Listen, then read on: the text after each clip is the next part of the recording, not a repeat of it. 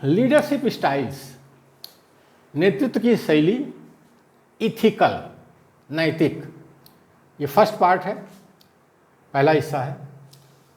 This style draws on people's knowledge and skills and creates group commitment to the resulting goods. इसका मतलब ये होता है कि जो इथिकल जो लीडरशिप है उसकी एक स्टाइल होती है। कई स्टाइल्स होती हैं। जो इथिकल लीडरशिप होती है, नैतिक नेतृत्व होता है, तो एक जो स्टाइल है वो डेमोक्रेटिक है। तो डेमोक्रेटिक स्टाइल में क्या होता है कि यह शैली लोगों के ज्ञान एवं कौशल पर केंद्रित होती है। यह शैली लोगों के ज्ञान एवं कौशल पर केंद्रित होती है और समूह के प्रति प्रतिबद्धता पैदा करती है, जिससे अच्छे कार्य होते हैं।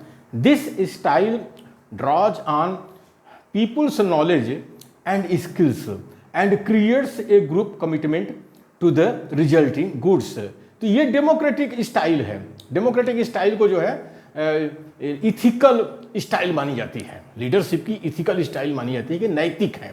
जो लोकतांत्रिक है वो नैतिक है।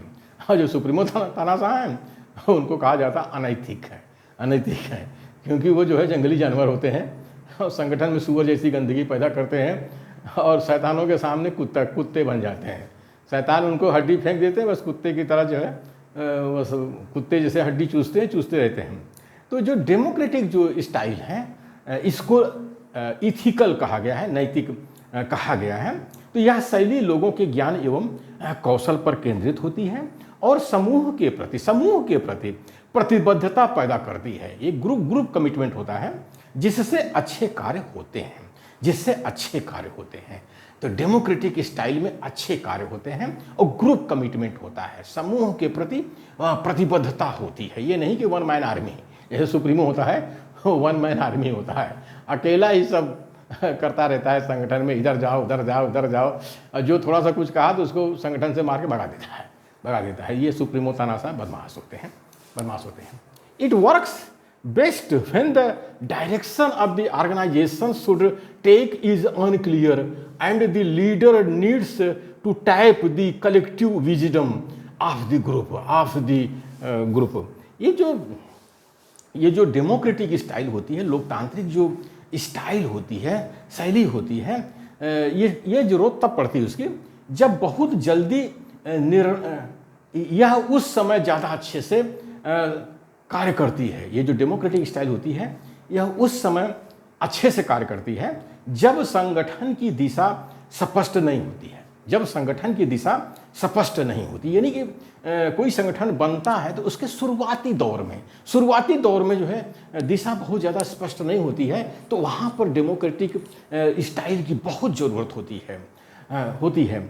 नेता को समूह के सामूहिक बुद्धिमत्ता की जरूरत होती है, और जो नेता होता है वो समूह की जो सामूहिक बुद्धिमत्ता, कलेक्टिव विजडम की उसको जरूरत होती है। इसीलिए हर अपने कार्यकारिणी के सदस्य से बात करता है, सलाह लेता है, मशवरा करता है और मिलजुल करके फिर वो कोई निर्णय लेते हैं। यही है डेमोक्रेटिक स्टाइल, और बहुत अच्छी मानी जाती है क्योंकि इसमें सारे लोग मिलजुल करके पार्टिसिपेट करते हैं, कोऑपरेशन करते हैं, मतलब कि सहभाग करते हैं, सहयोग करते हैं और टीम स्पिरिट से काम करते हैं। ये डेमोक्रेटिक स्टाइल की विशेषता है। तो वही उसमें कहा गया है, it works best when the direction of the organisation should take is unclear. यह उस समय अच्छा काम करती है डेमोक्रेटिक स्टाइल जब संगठन की दिशा ठीक से तय नहीं होती है। जैसे बामसेफ हमारी बनी थी, एग्जाम्पल तौर पर बता रहा हूँ, एक बामसेफ बनी थी तो शुरुआती दौर में इसकी दिशा बहुत स्पष्ट नहीं थी, तो उस समय इसको डेमोक्रेटिक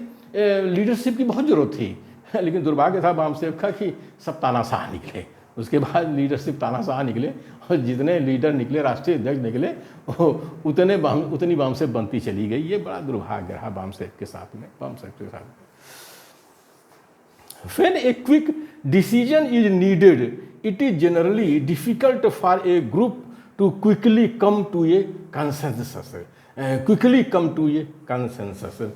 जब बहुत जल्दी निर्णय की ज़रूरत होती है, जब बहुत जल्दी मतलब जैसे कार्यकारिणी है उसको बहुत जल्दी निर्णय की ज़रूरत होती है, राष्ट्रीय अध्यक्ष को ज़रूरत होती है, तो यह प्रायः समूह के लिए सर्वमत जल्दी से बनाने में कठिनाई उत्पन्न करता है। यानी सर्वमत बनाने, कंसेंसस बनाने में थोड़ी सी कठिनाई उत्पन्न होती है, देर से पैदा होती है।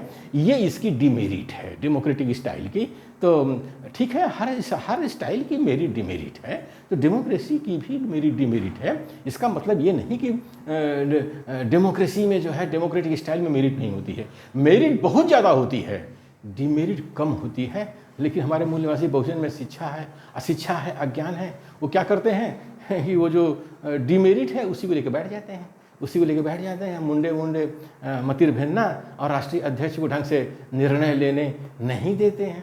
अगर वो कोई निर्णय ले लेता है तो उससे झगड़ा करते हैं। तो ये इसकी डिमेरिट है डेमोक्रेटिक स्टाइल की।